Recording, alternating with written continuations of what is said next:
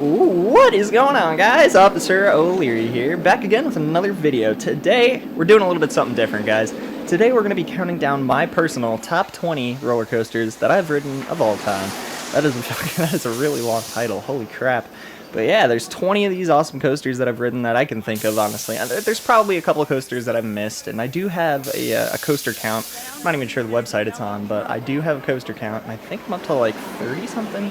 But yeah, this is just my top 20s. Hopefully you guys do enjoy this. And if you do, don't forget to leave me a like or comment. You know, they really do help me out a lot. But before I get into this video, guys, I got a little explaining to do. Yeah, there really hasn't been any videos lately, guys. And that's because I just started a brand new job. I just started a job at iPlay America, which is an indoor amusement park, actually. And you guys know how I love my rides and whatnot. And it's really exciting. I'm having a ton of fun working there, but it's taking up a lot of my time. And I'm not really having a lot of time for videos, so you know, hopefully you guys understand and stick with me, and we'll be you know, pumping out more videos soon, hopefully. Wow, I just started. I don't even know. Number 20.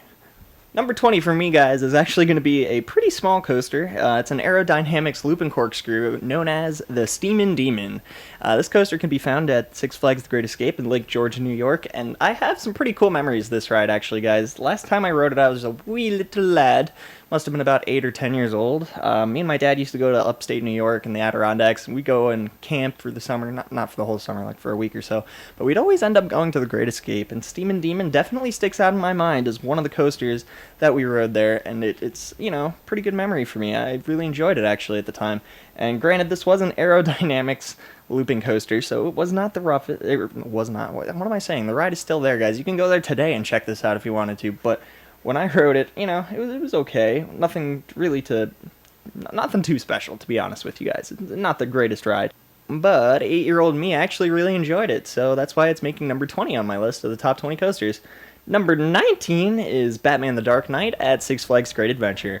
And I have ridden this ride probably over 100 times by this point, guys. You know, I'm a regular at Six Flags Great Adventure, so I ride all the rides there all the time, and pretty much as possible. And the Dark Knight actually is a really fun ride, guys. I rode it about 3 times in a row the last time I was at the park because of the rain, and I actually enjoyed it. It's a really good ride. It's built by Mack Rides. It's an indoor wild mouse. It's got really good theming, by the way, guys. Dark Knight coasters are great theming. I thoroughly enjoy it. And, you know, hopefully you guys enjoy that ride, too. It's not the best, but it's still pretty good, and I definitely put it in my top 20, and number 19. So, moving right along to number 18 on my list, we got the Green Lantern, also at Six Flags Great Adventure. Now, this coaster was originally located at Six Flags Kentucky Kingdom back when it was a Six Flags park, and it was known as Chang. I believe it opened in the year 1997. Don't quote me on that. I'm not looking at I'm not looking at RCDB right now or anything. But in 1997, I believe, is when it was built at Six Flags Kentucky Kingdom as Chang. And it had a different track color, actually. The track color was like a bright yellow color, like you can find today on Green Lantern with the loop, how it's yellow. The whole track used to be that color. And you can actually see it now. If you look closely on some of the rails, they're worn out just enough so you could see the paint underneath the Green Lantern color. It's really cool. But yeah, it's also a really smooth ride. It would be a lot better, though, if it was not a stand-up coaster. I'm telling you right now, guys. If they converted this to, like, just say a standard sit-down B&M coaster, I would be totally fine with it, and I would actually like it a lot better. It would probably rank higher on this list than it is right now at number 18. Still, a good ride. B&M always makes good, smooth roller coasters. But yeah. Anyway, moving along to number 17 on my list, I got the Great American Scream Machine. It's here, the fastest, the tallest looping coaster on the face of this earth. And if you like this performance, wait till you catch it live. The Great American Scream Machine, only at Six Flags Great Adventure. The Great American Scream Machine actually opened up, I believe, in 1989. I believe. I don't have any database, again, guys, so I don't really know. But, yeah, I think it opened up in 1989, and it was actually the world's tallest roller coaster, world's tallest and fastest roller coaster for a very brief period of time. I think 2 weeks later, Six Flags St. Louis or Great America, one of them opened up another aerodynamics looper, and it ended up being just like 10 feet taller or something like that. Number 16 on my list, this is the last coaster on this list from Great Escape, and it's the Comet. This roller coaster is actually really fun, guys. There's a lot of good airtime moments on it. I love old school Woodies, love out and back style coasters like this. It's just a really good, fun wooden coaster. And it was actually originally located at Crystal Beach in Ontario, Canada, and built in 1948 to be removed in 1989 and then relocated and rebuilt at the Great Escape with a steel structure. So this coaster has a very cool, rich history that it was originally a wooden coaster, and now it has a steel structure. It's a very, very cool coaster. Number 15 on my list is actually a really cool idea. The ride was designed very well. Unfortunately, it was extremely rough. And this ride I'm talking about, of course, is none other than Rolling Thunder at Six Flags Great Adventure. Now, this roller coaster was really, really fun, actually, when it raced, because you had two sides, and they both followed a very similar path. It wasn't exactly the same, so you would say you go up a really steep hill that was a little bit taller, and then the other train would race you down, and it was actually pretty good. It dueled very well, believe it or not, but the ride itself was extremely rough, and I just really didn't enjoy most of my rides on it, I'll be honest with you guys. Like, regardless of whether you're sitting in the front or the back, the front is a little bit slower, but equally as rough, and in the back, it's just like, your head just wants to shake off. It's just ridiculous. But actually, one of my best buddies, I don't know if you guys remember Agent Hunk from some of my old LCPDFR videos, but he actually used to operate this ride back in the day when it was open. And I was a little bit envious of him back when I was operating rides too, because I didn't operate any cool coasters. And, Rolling Thunder, maybe you wouldn't consider it a cool coaster, but it was definitely a lot bigger than the rides I was operating. Anyway, moving right along to number 14 on this list. Number 14 is going to be Superman Ultimate Flight, the original Superman Ultimate Flight at Great Adventure, not the other ones, because this is another one of those rides that is cloned everywhere. You can find Superman Ultimate Flight at multiple different Six Flags parks. It's a little bit overkill, to be honest with you. It's basically, the flying coaster's answer to the B&M invert, Batman the Ride.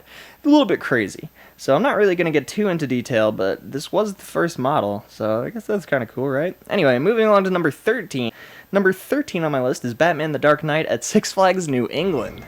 Now, guys, I know what you're thinking. Batman the Dark Knight, wasn't that already on the list? Yes, actually it was, but that was the indoor Wild Mouse coaster, which actually Six Flags New England was going to get. They were going to get that exact same Wild Mouse in a box. Moving right along, that ride, though, is really, really fun, guys. Good floorless coaster. It's a little bit on the short side, but still super, super fun, super smooth, and there's a couple cool elements there. Like, you get to go through hello? You get to actually go through the loop. Sorry, I actually got done operating rides today, just like an hour ago. I'm still in my uniform and a little bit tired. Anyway, moving right along to number 12 on my list, we have the Joker at Six Flags Great Adventure. Now, I know this isn't the first, SNS free spin model, but it is the second, and it's still equally as good as the one at Six Flags Fiesta, Texas. And yeah, I hope you guys, ride this and enjoy it. I don't know if any of you guys have actually gotten on Joker yet, because I know a lot of you aren't from New Jersey and you're not from Texas, so you don't get a chance to ride it yet. But let me know in the comments, because I'm definitely curious to know. But the Joker is actually really fun, guys, and I enjoy it, but there's something with the seats. I think if you're facing the main entrance in the park, like if you're sitting on the side that faces the main entrance, I think the cars spin a little bit more than if you're facing the lake. I don't know what it is, guys, but for some reason the cars that are facing the lake seem to not spin as much. And I don't know, you can post down in the comments and let me know your opinion, but I don't know, it's freaking weird. Anyway, moving right along to number 11 is Batman the Ride. Possibly the most cloned B&M roller coaster of all time. Actually, I think it is the most cloned. Well, let me check my books real quick. Wow, it's windy out. Holy crap. Yes, actually, Batman is the most cloned B&M coaster ever of all time. But it is actually really fun. I do enjoy the Batman the Ride clones very much. It's just the perfect mix of inversions and intenseness. It's just such a fun ride. I really, really do enjoy Batman the Ride. And I might have a video coming out pretty soon for you guys with some Batman stuff in it. But, I'll keep you posted. Alright, now for the last and final roller coaster for this part of the list, number 20 through 10. We have Bizarro number 1. Bizarro is a really, really awesome floorless coaster. I don't know if you guys have ever ridden it before, but it is located at Six Flags Great Adventure, and it's actually cloned, but mirrored. I don't know if you guys know this or not, but if you guys have ever ridden Scream at Six Flags Magic Mountain, it is the exact same track layout as Bizarro at Six Flags Great Adventure, just mirrored. So that's kind of interesting. I really, I don't know, facts, man. Facts are cool. But yeah, I really do enjoy some Bizarro. I actually rode it multiple times in a row during Riding of the Bull last October. It was freaking awesome. I must have ridden it at least 10 times in a row, which is why it's number 10 on the list. I'm just kidding.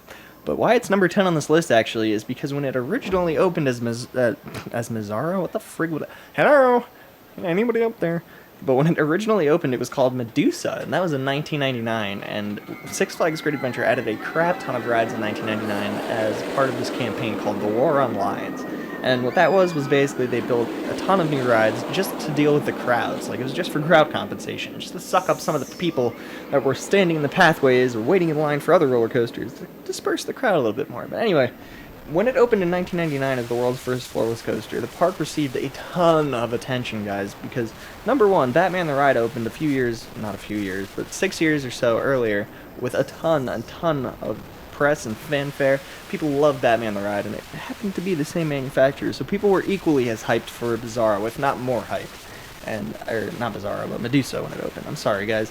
It's a little bit tough when, you know, one of the roller coasters is the same track and everything. It just changes names and theming and all that. But yeah, anyway, that's number 10 on my list, and that's gonna do it for this part of the episode, the countdown. I don't know what's wrong with my brain today.